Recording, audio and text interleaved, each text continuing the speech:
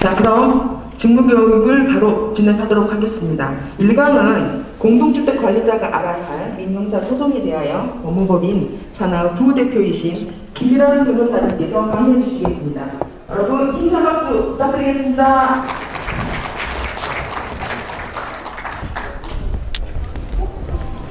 네, 안녕하세요.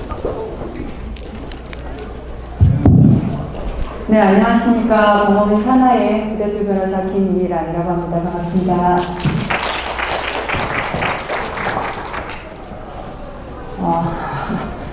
제가 대한대관리사 협회 행사에 꽤 오래 많이 참여해 봤는데 이렇게 만화 주제가가 나오는 행사는 또 처음인 것 같아요. 너무 신나게 이 자리에서 잘 들었고요.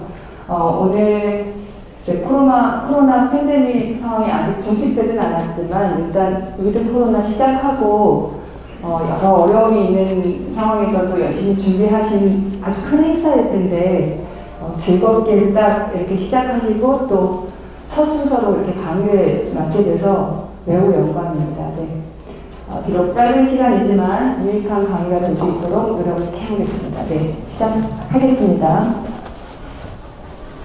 그 주택관리사분들 강의를 제가 할 때 매번 드리는 말씀이 공동주택 관리 전문가이지만 실질적으로 현장에서는 회계 전문가, 시설관리 전문가, 그리고 거의 법률 전문가 수준의 소양을 요구받고 계시죠. 그런 직역이 되었습니다. 그래서 민형사 절차의 개관을 짚는 이 시간이 비록 짧더라도 소장님들한테는 굉장히 유익한 시간이 되실 거라고 생각이 듭니다. 근데 주어진 시간이 그렇게 길지 않아서 이렇게 속속들이 깊게 들어갈 수는 없지만 현장에서 맞닥뜨리시는 이슈일 수도 있고 향후에라도 맞닥뜨리실 수 있는 주요 이슈들, 직접적으로는 맞닥뜨리지 않았어도 옆이나 옆옆 정도만 가도 닿으실 수 있을 만한 그런 내용들을 위주로 해서 좀 짚어보겠습니다. 오늘은 민형사 절차의 전체적인 개관을 한번 짚고 민사 절차, 형사 절차의 조금 더 구체적인 내용들을 짚고 그 다음에는 이제 공동주택 관리 현장에서 부딪히는 주요 민사 사례, 주요 형사 사례 그렇게 짚은 후에 이제 간단한 퀴즈 몇 개를 좀 풀면서 마무리하려고 하는데 글쎄요 어느 정도 제가 이제 준비한 내용을 웬만하면 다 쏟아 붓고 가도록 하겠습니다. 자, 길을 가다가 어떤 사람이 묻지마 폭행을 당했습니다. 무슨 그냥 길을 가다가 얻어맞은 거예요. 그래서 이도 빠지고 뭐 치아가 탈락하고 많이 다쳐서 전치 6주의 치료를 요하는 그런 부상을 입었습니다. 자, 이런 경우에 어떻게 해야 될까요? 이런 일을 당했을 때 민사적인 해결 방법과 형사적인 해결 방법은 전혀 다른 프로세스로 가죠. 이런 일을 당했을 때 처음 생각하실 수 있는 게 바로 이렇게 소송을 제기해서 손해를 배상받는다 이런 것부터 생각하실까요? 네, 그렇죠.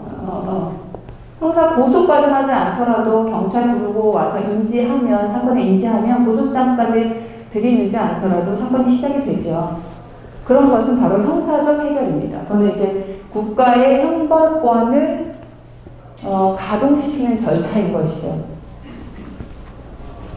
그래서 이제 이런 경우에는 아까 같은 그런 묻지마 폭행이 있었을 때 경찰에 신고를 누군가 하고 그럼 경찰이 뭘 시작하나 하면 이 수사를 시작하게 되는 겁니다.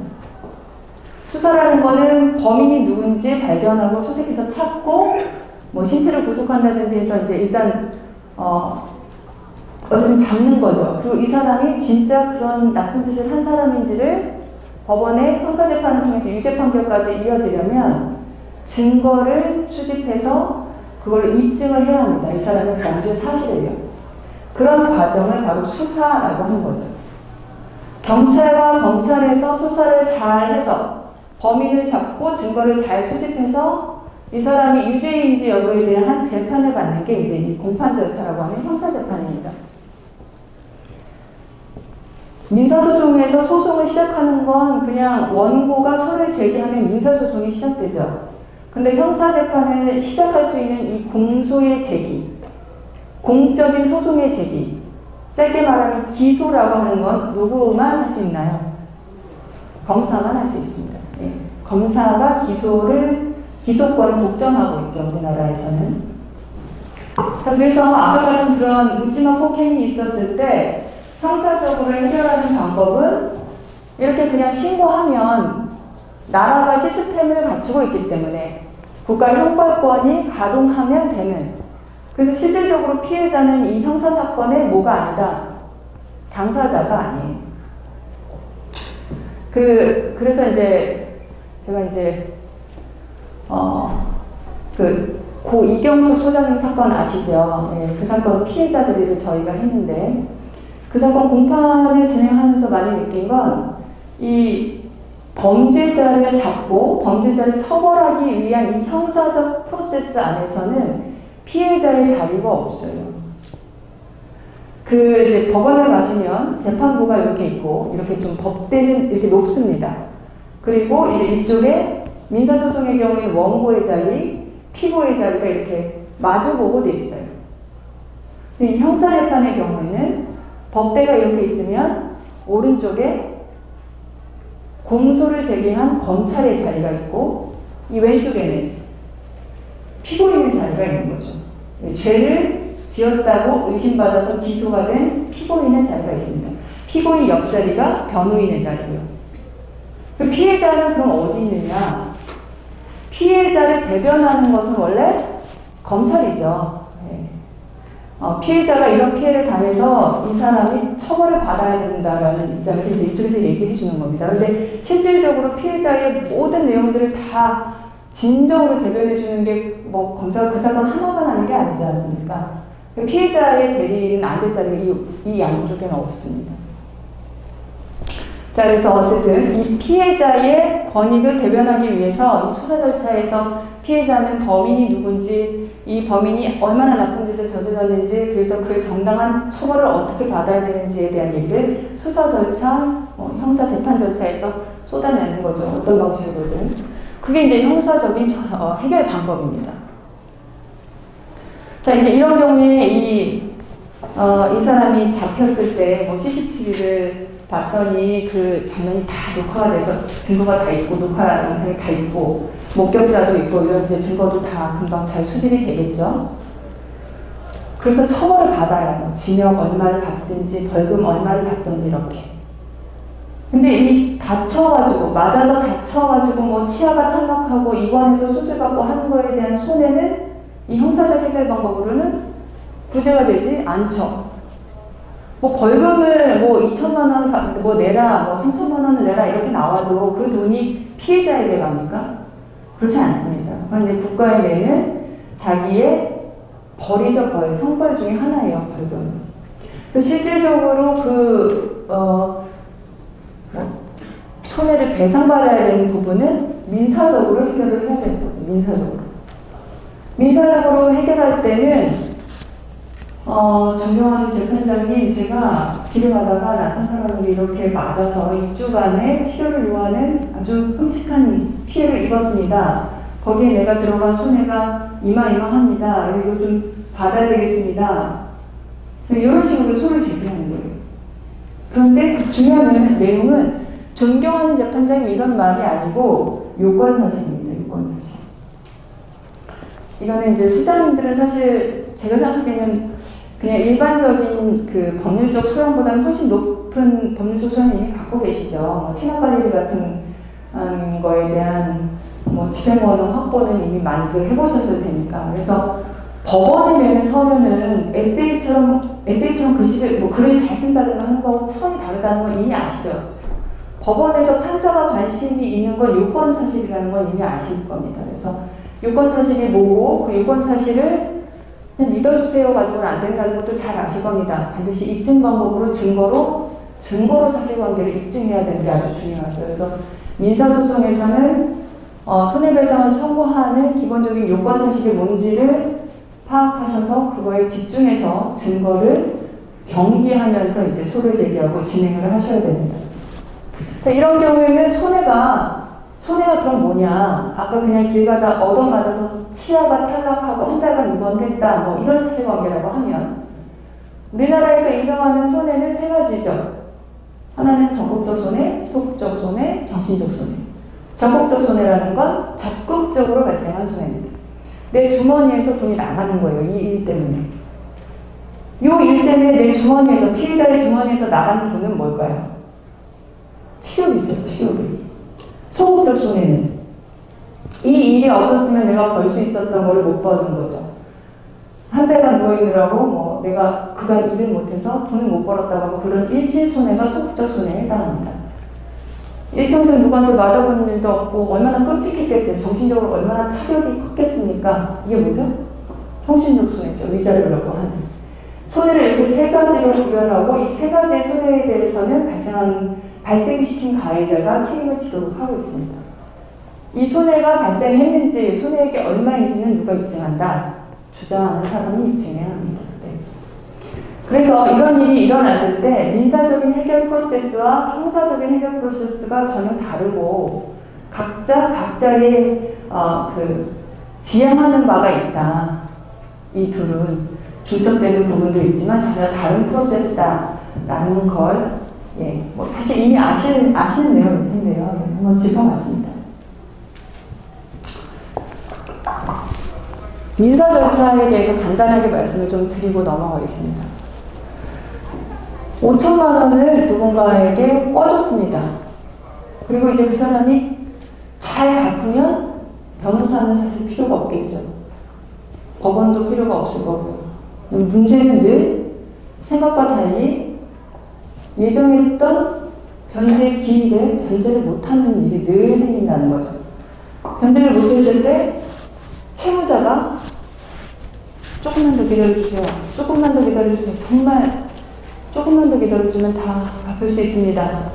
처음에는 그 말을 믿고 기다리는데 그 다음부터는 연락이 잘 안 되죠. 기다려달라고 할 때가 차라리 나았죠. 연락이 안 되고 그 다음에는 배짜라고 나오고 이렇게 됩니다. 그런 경우에 민사적으로 해결하는 방법은 소를 제기하는 방법이 있겠죠. 근데 소를 제기하면 여기 소송을 한 번이라도 해보신 분들은 아실 텐데 민사소송의 경우에 짧습니까? 깁니까? 본안을 말씀드리는 겁니다. 정식 민사소송. 길어요. 예. 소장을 내고 민지송달로에 별 문제가 없는지 다 파악하고 주소나 이런 부분에도 문제가 없는지 다 파악하고 소장이 피고에게 실질적으로 송달되기까지도 상당한 기간이 걸립니다. 송달된 때로부터 원래 한 달 안에 30일 내에 답변서 제출 안 하면 무변을 판결 선고가 바로 나야 하는데 그것도 잘 안 지켜져요. 굉장히 오래 걸립니다. 소장하고 답변서만 내고 끝나는 게 아니라 각 준비서면이나 증거 신청을 통한 증거 조사까지 이어진다고 하면 최소 6개월, 길면 1년, 2년, 3년이 막 가는 거죠. 일반 민사소송의 경우에. 그러니까 소송을 다 하고 나서 승소한다고 한들 그 사이에 만약에 재산을 다 없앴으면 열심히 죽을 만들어서 걔한테 주는 꼴이 되는 겁니다. 그래서 민사소송을 제기하기 전에 반드시 사전에 보전처분에 대한 것을 생각을 하셔야 돼요. 보전처분. 보전처분이라는 건 이렇게 민사소송을 통해서 종국 판결을 받고 종국 판결을 통해서 강제 집행을 하려고 보니까 책임 자산이 없어졌을 때 엄청 황당하니까 내가 소를 제기할 건데 이 사람 재산이 지금 보니까 일단 있어요. 부동산이든 동산이든 채권이든. 그런데 내가 아직 이 5천만 원을 빌려줬다. 그래서 얘가 아직 안 갚아서 나한테 지급을 해야 된다는 판결은 아직 못 받았어요. 그러니까 아직 집행권한은 없어요. 그렇지만 곧 집행권한이 생길 게 확실해요. 입증까지는 아니지만 소명만 하면 보존처분은 해줘야 된다는 거죠. 일단 어떻게 이 사람이 함부로 처분하거나 해서 이 채권자가 나중에 판결받았을 때 책임 재산이 없어지는 일은 없도록 그게 보존처분이에요. 그러니까 앞에 가짜가 붙죠. 진짜 강제 집행은 아니고 진짜 강제 집행을 할 건 아직은 아니고 임시로 묶어두는 거다라는 의미입니다. 제일 유명한 보전 처분이 가압류하고 가처분이 있죠. 가압류하고 가처분은 뭐가 다를까요? 되게 비슷하죠. 제가 면접도 많이 보는데 변호사한테도 물어보고 그 법률상 중서원 지원하는 사람들한테도 물어보는데 아주 명쾌하게 대답하는 사람이 많지 않아요. 아주 전형적으로 다른 점이 하나입니다. 가압류는 금전채권을 보전하기 위한 보전처분이에요. 지금 5천만 원을 빌려줬는데 안 갚을 때 나는 5천만 원 채권을 보전하기 위해서 이 사람 재산을 가압류할 수 있어요. 자, 그런데 가처분은 금전채권 이외의 채권을 보전하기 위한 보전처분입니다. 그 소장님들은 정말 많이 들어보셨을 텐데 입찰 절차 중지 가처분, 의결 절차 효력 중지 가처분, 선고 절차 중지 가처분 이런 거 많이 들어보셨죠? 여기 금전하고 연결되어 있는 게 있나요? 없어요. 소유권 이전 등기 같은 거를 보전하기 위해서 처분금지 가처분 이런 거. 요 둘은 그렇게 차이가 나는 겁니다. 금전채권을 보전하기 위한 보전처분인 가압류는 그 대상이 부동산이면 부동산 가압류, 그 대상이 동산이면 동산 가압류, 그 대상이 채권이면 채권 가압류 이렇게 되는 거죠. 그래서 가압류가 있다고 해도 이거는 처분을 못하진 않아요. 부동산에 가압류 딱지가 붙어 있다고 못 파나요? 팔 수 있어요. 팔 수 있는데 매도인이 그런 게 붙어 있는 거 등기부 등본 보면 다 나오는데 가압류로 몇 억씩 걸려 있다 이러면 매수인이 살 때 가압류 걸려 있네. 그러면 이 정도 금액은 나중에 집행이 들어올 수 있다는 뜻이네. 그럼 내가 매수 대금에서 그 부분은 좀 감안하고 사야 되겠네 라는 생각을 하겠죠. 네. 그렇다고 처분을 못하는 건 아니잖아요. 근데 처분금지 가처분 같은 거는 아예 못 팔죠. 그게 왜냐하면 내가 5천만 원을 받기 위해서 이 채무자의 부동산에 가압류를 해두면 내가 원하는 건 5천만 원이지 이 사람 집이 아니거든요. 그러니까 가압류만 해놓고 주인이 바뀌더라도 강제 집행만 할 수 있으면 난 5천만 원만 받으면 되니까 별 문제가 없어요. 근데 처분금지 가처분 같은 거는 내가 이 사람한테 집을 샀고 집을 사기 전에 혹시 다른 데다 팔까봐 처분금지 가처분을 해서 이용해서 만약 처분금지 가처분이 되면 다른 데 못 팔게 되는 거죠. 왜냐하면 다른 데 팔아버리면 나의 소유권 이전 등기 청구권을 보존할 방법이 없어요. 자, 차이를 아시겠죠? 제가 지금 가압류 가처분 왜 이렇게 많이 설명할까요? 뒤에 퀴즈가 나오기 때문이겠죠? 네. 둘을 잘 구별하시면 되겠습니다. 그래서 이런 보전 처분을 하고 웬만한 책임 재산이 있다는 걸 확인하고 이 사람이 혹시 이거를 흐트러뜨릴 수 있다는 걸 좀 염두에 두시고 고난소송을 제기하기 전에 보전 처분을 반드시 검토를 해보시기를 권합니다. 고난소송을 제기하는 건 소장을 내고 답변서를 받고 양측의 공방을 준비 서면을 통해서 왔다 갔다 하고 재판부에 나와서 그 서면에 대한 진술을 하면서 변론이 진행되고 각종 증거조사가 필요하다고 하면 자기가 가지고 있는 서류를 내는 것은 서적을 제출하는 것이고요. 감정이나 검증, 기타 여러 가지 방법으로 입증할 수 있는 증거조사 방법이 많습니다. 이제 그런 걸 활용하면서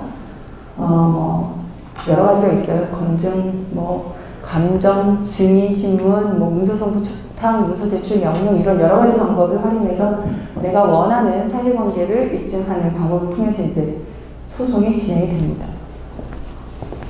그렇게 해서 승소를 하게 되면 강제 집행을 하게 되는 거고요. 강제 집행을 할 재산이 만약에 없다 그러면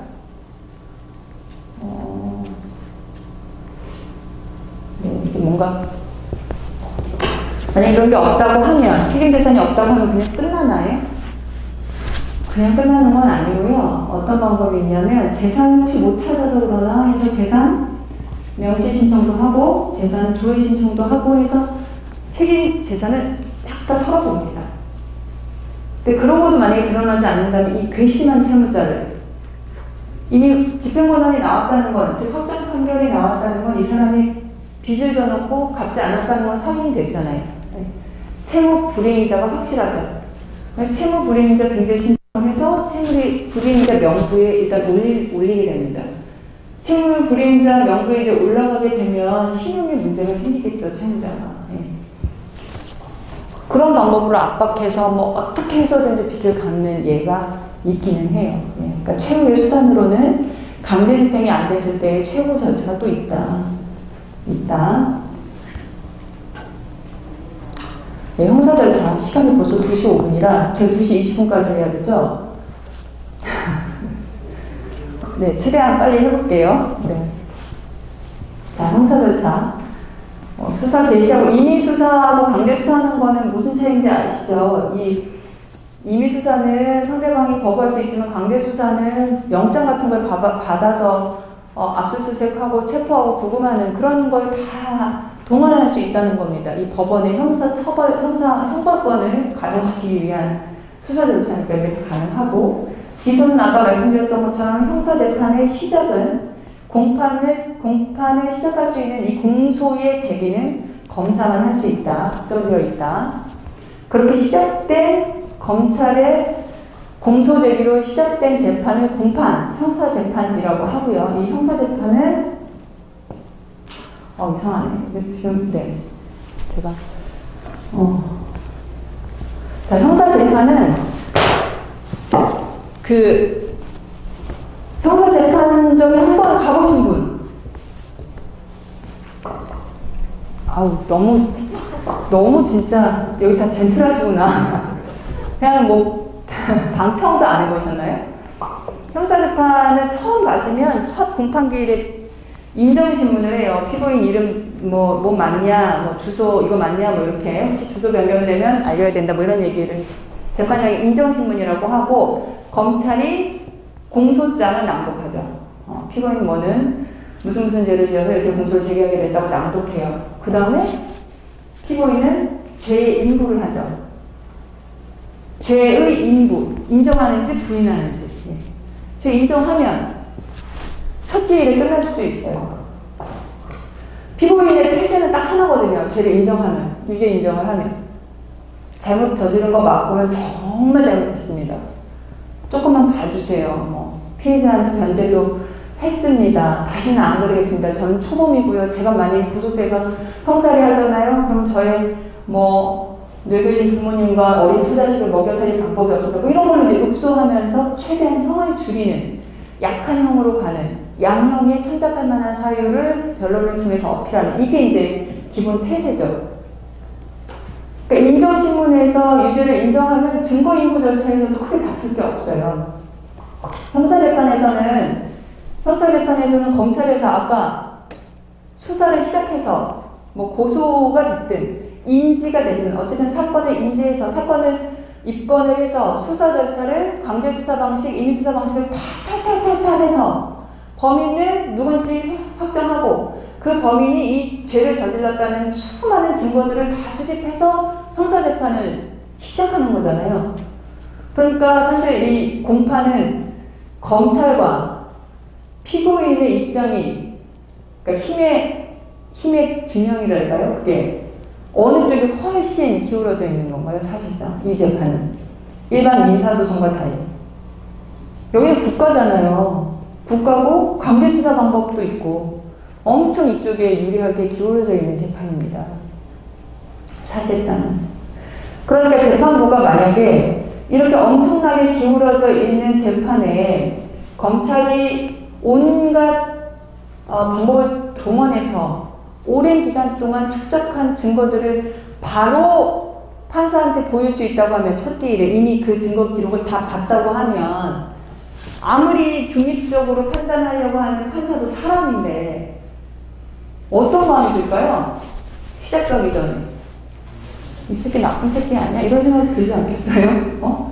이 사람 진짜 사람 죽인 거 아니야? 이 사람이 팬 거 아니야? 이 사람이 사기치고 맞네. 이런 생각이 들죠. 그걸 뭐라고 할까요?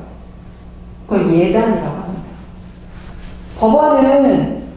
법원의 판사는 본인의 법관의 양심과 증거에 의해서 판단해야 하는데, 이렇게 편향되어 있는 힘의 균형상 아주 유리하게 되는 검찰의 증거를 모든 기록을 만약에 첫 번부터 보게 되면 기울어진 예단을 갖게 되죠. 그걸 다시 복구시키는 건 거의 불가능에 가깝겠죠. 그래서 형사소송에서는 증거인부 절차가 있는 이유는 공소장 일본주의라고 해서 판사가 첫 기일은 반드시 뭐만 볼 수 있다. 검찰이 암만 기록이 여기서부터 여기까지 높을 정도로 증거가 쌓여 있어도 이거 바로 볼 수 있다 없다. 볼 수 없어요. 공소장 한 장만 보는 겁니다. 누가? 판사가. 그럼 이 여기서부터 여기까지 이렇게 기록을 만들어 놓은 건 아무 소용이 없느냐? 그렇지 않고 이 증거를 보려면 피고인의 증거 인부 절차에 따라 보라는 거예요. 자, 이 여기서부터 여기까지 있는 증거가 무슨 우리가 CSI나 이런 데서 나오는 이런 명명백백한 증거가 거의 아니고요. 경찰이나 검찰에서 하는 대부분의 증거는 조서예요. 목격자 진술이라든가 피의자 진술이라든가 의심되는 이 범인을 불러다가 여러 가지 조사를 하면서 만든 조서라든가 뭐 이런 것들입니다. 그럼 이 조서를 작성한 사람들이 있겠죠. 불려와가지고 말한 사람들. 그 사람들은 누구 면전에서 얘기한 건가요? 검찰이나 경찰 면전에서만 얘기한 거죠. 이 사람이 떠들 때 내가 저 사람이 쟤 죽이는 걸 봤습니다 라고 목격자가 얘기했을 때, 그러니까 우리는 지금 이 나쁜 놈을 상정하지 말고요. 단 한 명의 억울한 사람을 한번 생각해 보시면서 이런 걸 좀 들으셔야 돼요. 네. 억울하게 지금 누명을 쓴 사람이 만약에 있다. 그런데 그 목격자 진술 같은 게 그대로 판사한테 가면 안 되겠죠. 내가 한 번도 그 조사할 때 반박을 해볼 기회가 없잖아요. 그거 나 아니에요. 나는 그 정도로 키가 크지 않아요. 나는 그렇게 피부가 곱잖아요. 이런 얘기를 할 수가 없었잖아요. 그 기회를 형사법정에서는 주자는 겁니다. 그래서 첫 기일에 증거 인부를 할 때 그 첫 기일 전에 변호사하고 피고인은 수사 기록을 다 등사 열람해서 그때 거의 처음 보죠. 기소하기 전에는 보여주지 않아요. 또 그것도 의미가 있죠. 만약 수사하는 도중에 그 기록을 다 열람할 수 있다고 하면 얘가 나한테 불리한 짓을 할 수 있는 증인을 가서 뭐 죽여버린다던가 협박한다던가 어디로 뭐 이럴 수도 있잖아요. 그러니까 그런 거는 기소되기 전에는 자기가 진술한 부분 이외에는 또 보여주지도 않아요. 수사기관에서. 기소된 후에서야 비로소 보게 됩니다. 자기를 유죄로 부정할 수 있는 증거들이 뭔지. 그리고 이제 그거에 대해서 일일이 증거 인부를 할 수 있는 거예요. 이건 인정, 이건 부인, 인정, 부인. 만약에 부인한다 그러면 판사가 못 봅니다. 원칙적으로는. 그러면 뭐하러 수사를 할까요? 아예 못 본다고 하면. 아예 못 보는 게 아니라 뭘 하나 건쳐라. 피고인이 부인한 증거를 판사가 보면서 증거로 인정하려면, 유죄 증거로 인정하려면 그 조서에 나와 있는 목격자들, 그 사람을 법정에 나오라고 해야 되는 거예요. 나오라고 해서 법관과 피고인의 면전에서 그 조서가 정확하게 자기가 진술한 대로 되어 있는지, 그리고 그제서야 누구는, 피고인은 반대신문의 기회를 갖게 되잖아요. 수사기관에서는 못 가졌다. 수사 단계에서는 못 가졌다. 반대신문을 하는 모습을 보면서 판사는 예단을 갖지 않고 그 조서의 내용을 살필 수 있겠죠. 자기가 궁금한 것도 물어볼 수 있고. 자, 그렇게 되어 있습니다. 형사재판은. 그래서 첫 기일에 가면 무죄를 주장함과 동시에 사건이 엄청나게 길어지게 되는 거예요. 증거 인부부터 아주 상세하게 다툴 거 다 다퉈야 되고, 증거를 부인하게 되는 그 조서를 유죄의 증거로 내려면 검찰은 다 소환해야 되겠죠. 자기가 수사했던 그 모든 그 조서의 대상들을. 그렇게 해서 형사재판은 진행이 됩니다. 그래서 첫 기일은 끝날 수가 없죠. 무죄 주장을 하는 경우에는. 자, 시간이 너무 얼마 안 남았기 때문에 40분까지요? 20분이 더 늘어난 건가요? 괜찮으실까요? 예. 제가 그럼 숨을 좀 쉬겠습니다. 네. 네. 주요 민사 사례랑 주요 형사 사례, 그리고 이제 퀴즈 풀면서 이제 넘어가도록 할게요. 자, 그 공동주택관리 현장에서 주로 맞닥뜨릴 수 있는 사례들을 제가 가져오긴 했는데 턱없이 부족하죠. 훨씬 다양한 사건들이 많을 겁니다. 일단 한번 짚어볼게요. 아파트에 안전사고가 굉장히 많이 일어나죠. 동절기에는 낙상 사고, 하절기에는 태풍 피해, 화재 사고도 많고 아주 많습니다. 그리고 이제 그런 사고가 발생하면 늘 관리 주체의 책임 문제가 되죠. 그래서 사실 이런 안전사고를 100% 방지하기가 어렵기 때문에 보험도 들고 하는데 또 보험사에서 늘 보험 처리를 한 후에는 이걸 제대로 막지 못해서 피해가 이렇게 발생한 데 대한 구상도 청구를 합니다. 거의 뭐 매뉴얼화되어 있으니까 구상 책임이 면제되지 않는 그런 보험 상품의 경우 다 이게 들어오죠. 그런 경우에 문제가 되는 이제 조문들은 민법 758조, 그러니까 관리주체의 부상이나 이런 게 문제됐을 때 나오는 논리들이 손해배상 청구의 근거가 되는 게 채무불이행이라든가 불법행위라든가 공정무 책임이라든가 이제 이게 거의 늘 문제가 됩니다. 그럼 살펴보면 공정무 책임이 제일 좀 문제가 많아서요. 많이 논의가 돼서 그것만 좀 읽어보면 민법 758조에 보면 공작물 설치 또는 보존상의 하자로 인해서 손해를 가하게 되면 일단 원칙적으로 점유자가 손해배상 책임이 있는데 만약에 그 손해를 방지하기 위한 주의 의무를 해태하지 않았다면, 즉 게을리하지 않았다면 면책이 되죠. 점유자가 면책이 되면 소유자는 거의 무과실 책임으로 책임을 지게 되죠. 여기는 어떻게 하면 면책된다는 얘기가 없어요. 소유자는. 한번 보면 그 태풍이 불죠. 우리나라는 거의 여름마다 태풍이 와요. 태풍에 꼭 나무가 쓰러지죠. 또는 싱글이라고 하나요? 그 싱글이라고 하나? 그 마감재, 지붕 마감재에 막 날아와서 어쨌든 꼭 거기 좀 세우지 말라고 해도 꼭 나무 옆에 세우거나 해서 또는 지하주차장이 없어서인지 아무튼 날아오는 싱글이나 부러진 나무에 꼭 차량이 피해를 입어요. 그러면 자동차 보험은 안 든 사람이 없기 때문에 보험 처리가 일단 다 돼요. 그래서 수리는 다 됩니다. 수리를 다 하면 들어오는 거죠. 부상이. 입주자 대표 회의를 상대로 들어오기도 하고 관리 주체를 상대로 해서 들어오기도 하고 이렇게 들어와요. 근데 이제 태풍과 관련해서는 법원에서 손해배상 책임이 인정이 되는 쪽으로 일단 가닥을 잡고 감액을 되게 많이 해주는 그런 류의 판결이 주류적입니다. 왜 그럴까요? 예, 공작물 책임이 아까 설치 보존상 하자라는 의미가 통상 그 공작물이 갖춰야 되는 그 안전성 이걸 얘기하는데 그게 뭐냐면 그 공작물의 위험성에 비례해서 사회통념상 요구되는 정도의 주의를 기울였냐 기울이지 않았냐 이걸로 보거든요. 그런데 태풍은 거의 우리나라 기후상 매년 오잖아요. 아무리 조금 정도는 차이가 있어도 안 오지 않잖아요. 안 오면 너무 다행인데. 그러니까 거의 매년 온다. 이건 자연재해니까 아무런 책임이 없다. 내가 정말 어마어마하게 노력했어도 이건 피할 수 없었다. 라는 게 입증되지 않는 한은 자연재해로서 면책되는 일이 아니라는 겁니다. 그래서 이제 이런 경우에는 이 나무가 쓰러져서 지붕이 주차된 차량의 지붕이 이렇게 상했던 건데 손해배상 책임 인정되고 20%만 인정됐어요. 그러니까 80%는 감해준 거죠.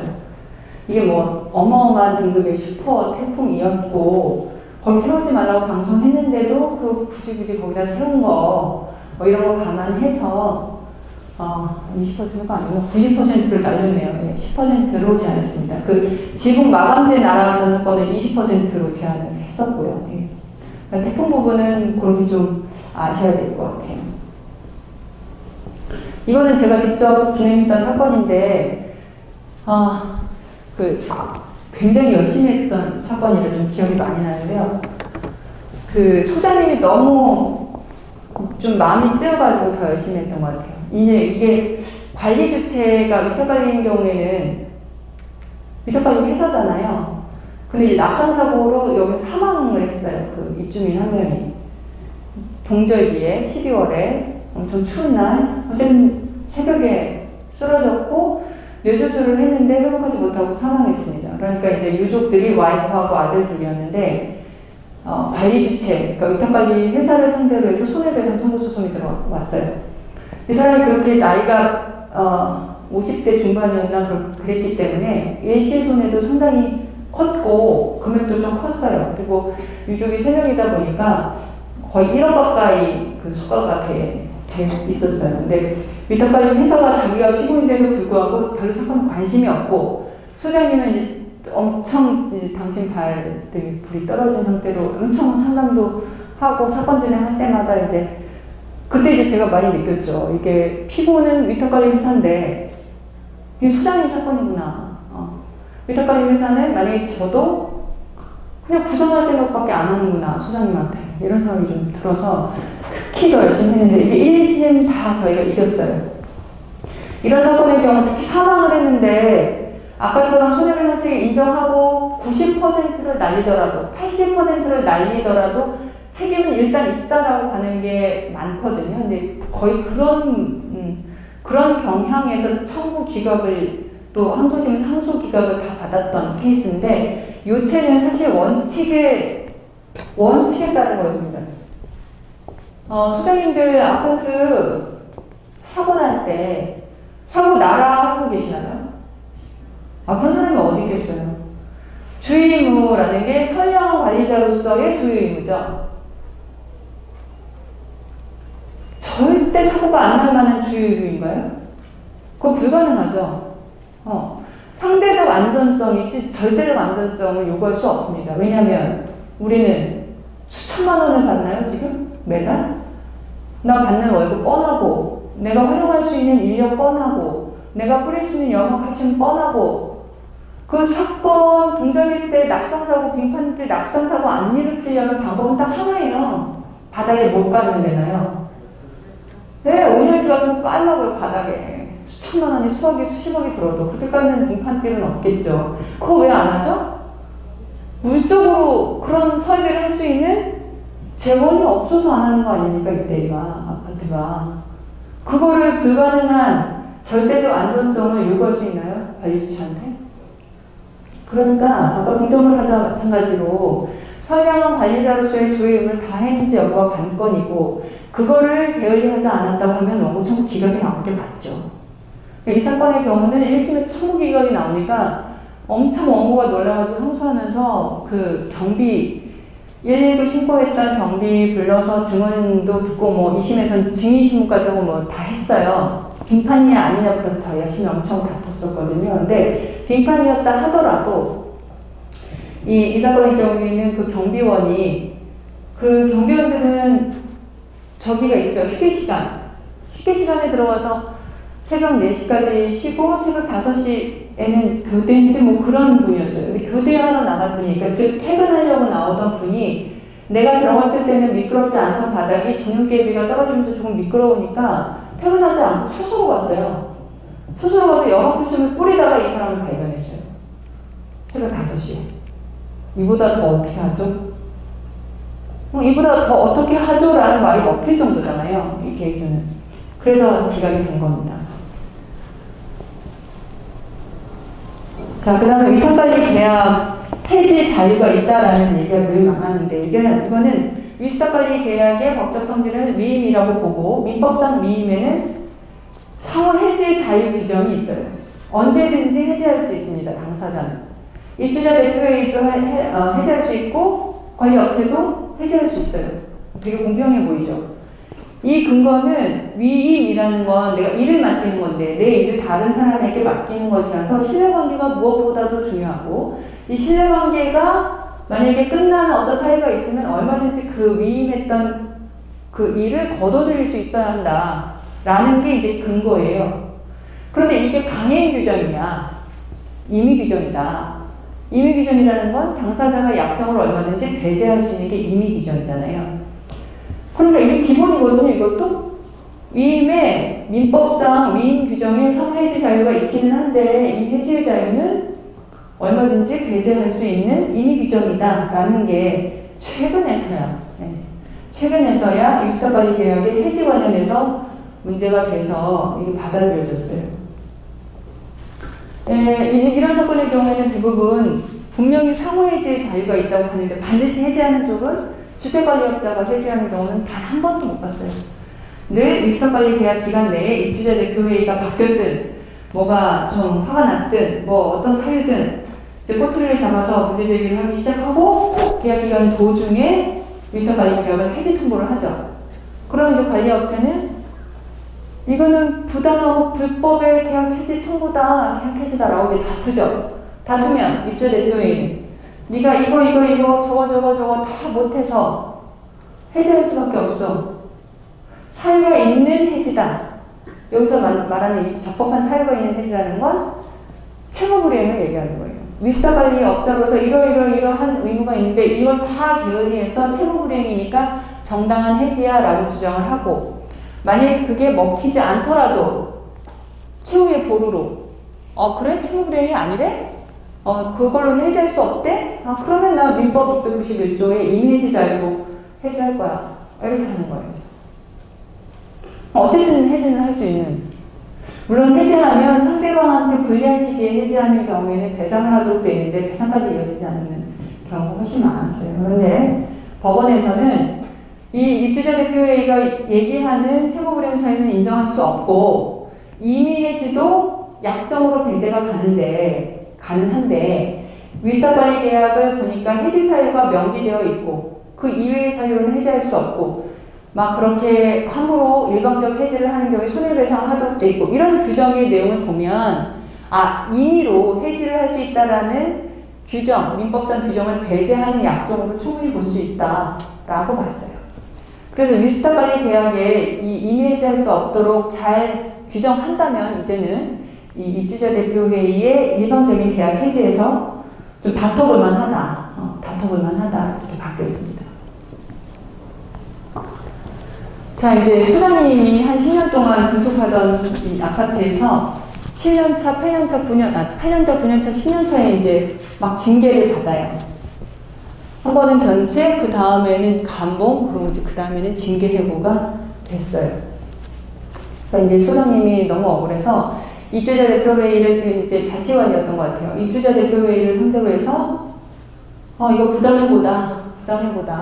그러니까 이 해고를 무효 확인을 해달라. 그리고 내가 부당하게 해고됐으니까 내가 실제로 일할 수 있었던 기간까지의 급여는 달라. 이런 소송을 제기한 거죠. 자, 그런데 이렇게 다투다 보니까 아까 제가 말씀드렸잖아요. 민사소송은 시간이 꽤 걸려요. 꽤 걸리는 그 민사소송의 기간 동안 뭐에 도달하셨다? 정년에 도달했어요. 그러니까 이제 이 해고를 다퉈서 이게 부당해고라고 인정되더라도 직에 복귀할 수가 없어요. 그런 경우에는 무효 확인을 해주지 않아요. 확인해줄 이익이 없다라고 봅니다. 확인을 해봤자 직으로 갈 수 없기 때문에 그런 경우에 소의 이익은 소속 요건이어서 소의 적법 요건이기 때문에 소가 부적법해서 각하. 무효 확인을 구하는 거는 각하예요. 확인의 이익이 없어서. 정년에 도달한 상태면 부당해고에 무효 확인을 해줄 뭐가 없다. 확인의 이익이 없다. 제가 이걸 또 이렇게 열심히 얘기하는 이유는 뭐겠어요? 이게 퀴즈에 나온다는 얘기죠. 네. 그런데 이 사람이 부당해고는 맞았어요. 적법한 징계 사유도 없었고 감봉 사유도 없었고 이렇게 어쨌든 부당해고였어요. 부당해고니까 정년했을 때까지는 정년에 달할 때까지는 일할 수 있었겠죠. 이 부당해고만 없었으면.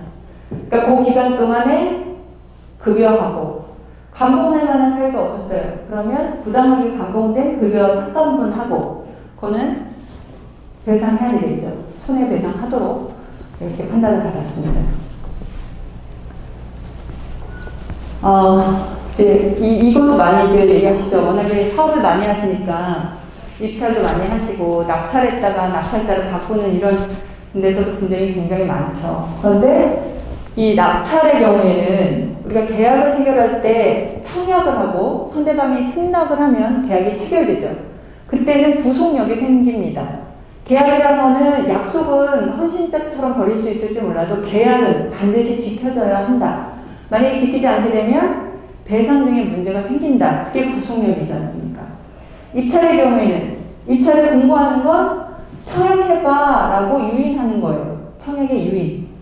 입찰에 참가하면 그게 청약이에요. 여러 업체들이 입찰에 응하면서 나 이 일을 이 가격에 할 수 있어. 나 이 일을 이렇게 준비해서 이렇게 해낼게. 얼마 줘. 이게 청약이죠.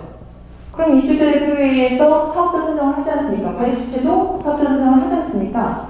선정할 때 그 여러 업체 중에 뭐 여러 가지 평가 기준에 따라서 낙점을 하죠. 낙찰을 하죠. 이게 승낙이에요. 그렇기 때문에 실제로 이 낙찰자하고 향후에 체결하는 계약은 계약서에 낙인하지 않더라도 이 청약과 승낙이 있기 때문에 한쪽 일반 당사자는 효무예약이라고 하는데 계약을 체결할 의무가 생기는 거예요. 계약을 체결할 의무가 있는데 이 계약을 실질적으로 아직 체결하지 않았다고 낙찰자가 아니라고 거부 통보를 한번 뭐 해버린다던가 이러면 낙찰을 분명히 받았다고 통보까지 받았다가 계약 체결 거부 통보를 받은 이 업체는 가만히 있나요? 가만 안 있죠. 그럴 때 뭐 낙찰자 지위 확인을 구하는 소송이든 아니면 가처분이든 이제 이런 것들을 많이 하게 되는 겁니다.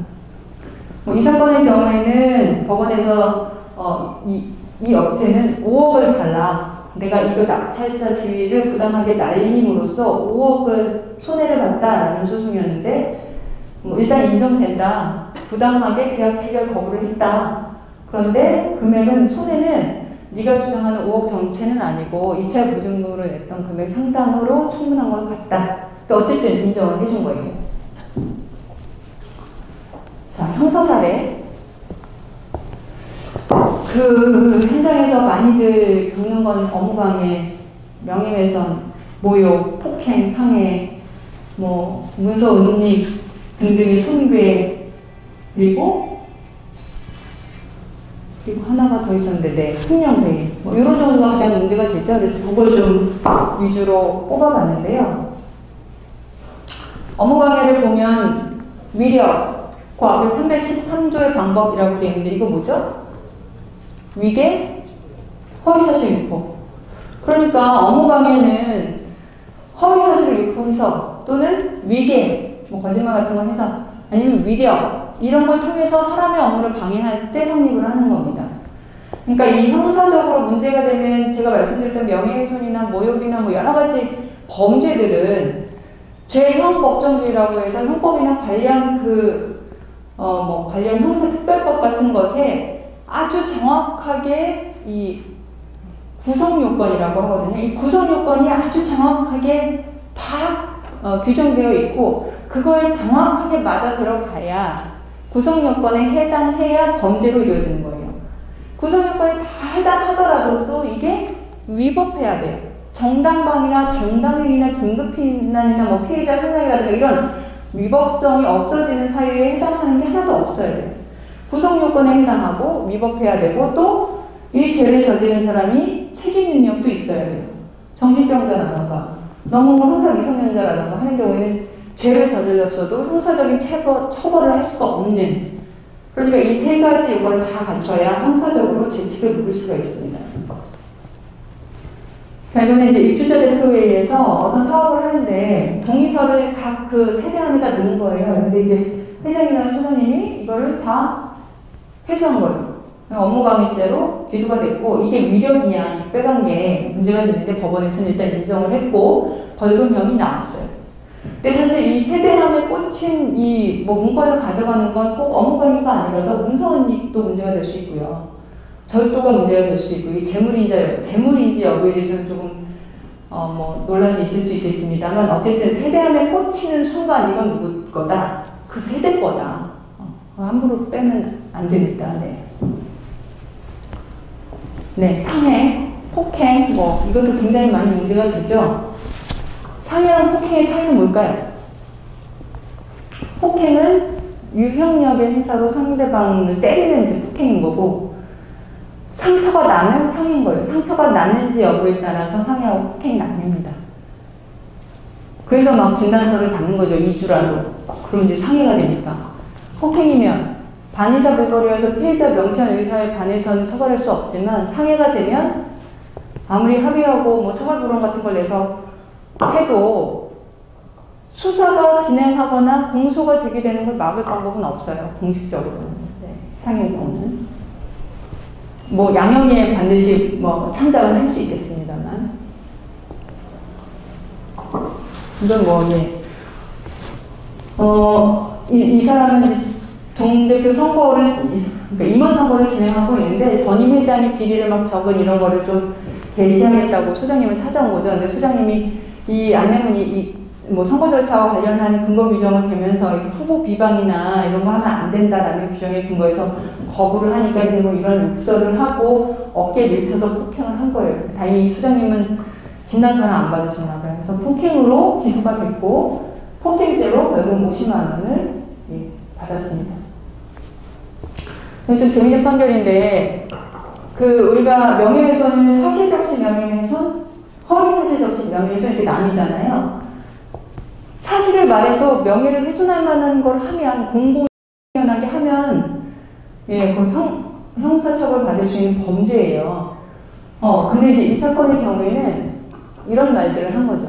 회장이 말이지 이렇게 갑질 같은 거 해가지고 직원들도 싹 다 깎이고 막 아무튼 갑질 너무 심하 이렇게 얘기를 한 거예요. 근데 이거를 허위사실 적시 명예훼손으로 기소를 했는데 법원에서 무죄가 나왔어요. 뭐라고?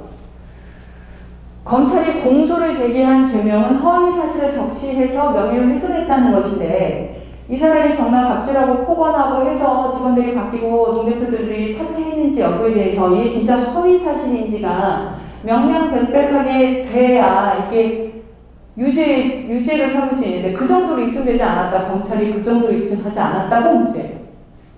그러니까 법원에 검찰에서 아니 이게 만약에 허위사실이 아니어도 사실적시 명예훼손이라도 이제 인정해야 되는 거 아니냐 이렇게 이제 얘기를 했더니 그럼 공소장을 변경했어야지 라고 아주 그냥 딱 잘라서 끝낸 그런 케이스입니다. 예. 특이하죠. 예.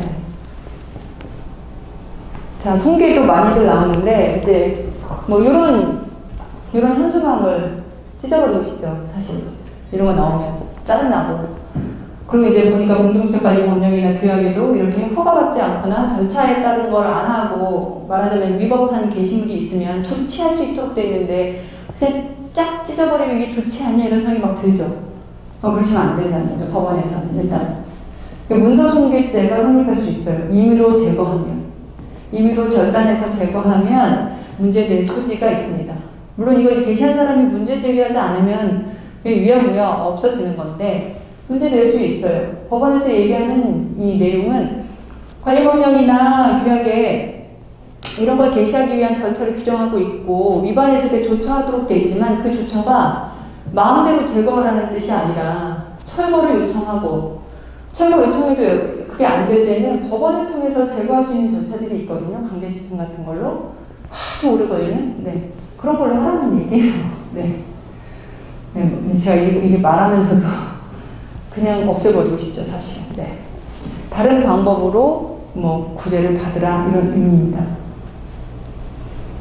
횡령배임도 많은데 횡령배임에서 중요한 내용은 어쨌든 횡령배임 생각하시면 남의 돈을 그러니까 내 주머니에 있지만 남의 돈인 그러니까 내가 관리하는 남의 돈 이거를 함부로 내 돈인 것처럼 착복을 하는 거를 횡령이라고 생각하시기 쉬운데 그런 경우에는 이 아파트에서는 계정 과목이 명확한 계정 과목이 명확해서 다른데 용도를 유용해서는 안 되는 것들을 함부로 다른 계정 과목으로 유용해도 업무상 횡령의 죄책을 질 위험이 있다. 이런 걸 염두에 두고 업무를 집행하셔야 한다. 이게 기본이에요. 그렇지 않으면 굉장히 험한 꼴을 보시게 되니까. 근데 이제 이 케이스는 무죄인 케이스였는데 아까 말씀드렸던 그 구성 요건에 횡령은 타인의 재물이어야 합니다. 내가 내 재물을 마음대로 쓰는 거는 횡령이 아니에요. 근데 이제 이 경우에는 실질적으로 업무상 횡령으로 기소가 됐지만 알고 보니까 위탁 소수료 중에 자기가 일하는 거에 대한 도급비를 자기 계좌로 옮겨서 쓴 것이기 때문에 그건 타인의 재물이 아니고 남의 재물을 내가 착복하겠다는 불법 용도 의사도 인정할 수 없다. 그래서 무죄예요. 요거는 그런 정도로 알아두시면 됩니다. 퀴즈. 1분밖에 안 남았네요. 제가 조금 오버되면 쉬는 시간을 조금 오버해서 주시겠죠, 그죠? 퀴즈는 4개인가 5개 정도인데 저번처럼 제가 맞추시는 분들은 여기 제가 번호를 드릴 테니까 저한테 꼭 반드시 번호를 주세요. 그럼 제가 스타벅스 커피를 간식과 함께 쏘겠습니다. 네. 네. 이미 저번에 한 9분, 9분 제가 그때 맞추셨는데 9분이 다 연락이 안 오셨어요. 3분 정도밖에 안 왔어요. 연락을 주세요. 네. 저는 준비되어 있어요. 네. 아무나 연락 주시면 안 되고요. 네. 꼭 맞췄다고. 네. 네. 문제 갑니다. 자, 이거는 제가 안 했으니까 이거는 한번 말씀드리고 해야 되겠다. 지급명령 신청은 모든 청구권에 대해서 다 할 수 있는 게 아니고 금전기타, 대체물 이것만 되는 거죠. 네, 집행이 가능한. 자, 그러니까 이거는 O겠습니까? X겠습니까? 아니, 모두가 하시면 안 되고요. 네. 네, 정답입니다. 네, X. 네, X고요. 요거에 만 한정되기 때문에 지급명령 신청을 통해서 이혼은 절대 하실 수 없어요. 소유권 이전 대기 같은 것도 할 수 없고요. 문제 너무 어렵죠? 네, 다음 문제는 조금 더 어렵습니다. 네. 경찰도 일정한 사건에 대해서 수사를 종결할 수 있다. 이거는 제가 강의 중에는 말씀 안 드렸지만 올해 최고이시죠? 저기 맨 왼쪽에 계신 분. 네. X? 다시 한 번. 자, 네. O? 종결할 수 있다? 네, 이번에 검경 수사권 조정하면서 따낸 게 이거잖아요. 원래 수사 종결할 수 없었죠. 경찰은 늘 검찰의 재가를 받았어야 하는데 이제 가능해졌어요. 모든 건 아니고요. 부패, 경제, 공직조, 상고, 방위산업, 대형 참사 등 6대 중대 범죄하고 경찰 공무원 범죄를 제외하고는 수사 종결권이 있습니다. 그래서 고소인들은 되게 깝깝한 거죠. 나는 정말 저놈이 죄를 졌다고 생각해서 수사를 맡겼는데 검찰에서 그냥 불기소 형식으로 수사를 종결해버리는 거예요. 그럼 아무런 구제 방법이 없을까요? 경찰에 이의 신청하시면 됩니다. 네, 이의 신청하시면 됩니다. 어쨌든 정답은 O. 자, 다음 문제는 또 어렵습니다. 네. 자, 위탁관리계약은 법적 성질은 위임으로 얼마든지 해지할 수 있다. 자, 저기 여쭤. O! 얼마든지 해지할 수 있다? 정말? 네. 자, 누가 먼저 하셨는지 모르겠는데 이게 네. 그냥 맞을 것 같다. 네. X? 네, 얼마든지 해지할 수 없죠. 네, 임의 규정이기 때문에 물론 당사자의 약정으로 배제할 수 있다. 네, X입니다. 임의 규정이기 때문에 민법상 상해제 자유 규정을 배제할 수 있다. 자, 문제가 너무 어렵죠? 이제 마지막 문제일 수도 있어요. 자, 집중하시고. 자, 부당 행위라고 판단되더라도 정년에 도달했다면 효고 무효 확인을 할 수가 없다. 자, 여기. O? 네. 왜 확인할 수 없죠? 정년에 도달해서 무효 확인에서의 확인의 이익이 없기 때문에. 네, 정답입니다. 손해배상만 받을 수 있어요. 끝났나? 하나 더 있어요. 네. 금전채권 보전을 위해서 가처분만 할 수 있다. 자, 그냥 X를 하시면 어떡해. 이거 정답은 이거 없네. 두 번 맞추시면 안 돼요. 저쪽 중에 누가 제일 빠르셨는데? 두 분이 가위바위보 하시면 안 될까요? 네. 누군가 양보는 안 하시나요? 네. 누가 빨랐는지 제가 못 봐가지고. 네, 말씀하시죠. O인가요? 정답은 O인가요? X인가요? 안 들립니다. X요? X요? 금전채권 보전을 위해서는 가압류를 할 수 있죠. 예, X입니다. 네. 감사합니다. 시간이 3분 오반했는데 정답 맞추신 분들은 꼭 제게 너무 빨리 나오셔가지고 전화과 연락처를 꼭 주세요. 그럼 제가 그 서울 올라가는 기차에서 쏘겠습니다. 네. 감사합니다. 네. 미모와 카리스마를 겸비한 김민아 변호사님께 다시 한번 박수 부탁드리겠습니다. 감사합니다. 감사합니다.